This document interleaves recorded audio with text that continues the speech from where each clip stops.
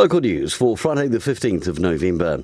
Users of the Wairarapa Rural Water Scheme are being reminded to boil their water or use UV treatment before it's used for human consumption after a sample tested positive for E. coli.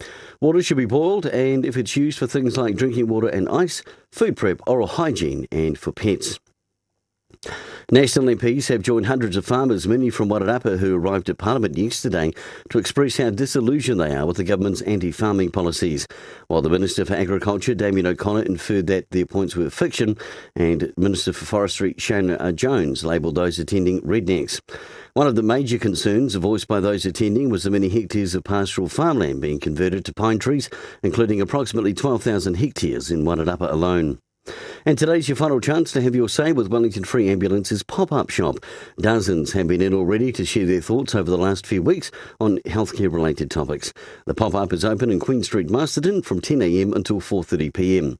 And in sport, a big weekend of home games for the Giants. The Prem Reserves and Prem 3s are both at home, along with the under-15s at 10:30. It would have been the under-13s as well, but unfortunately they have been defaulted to.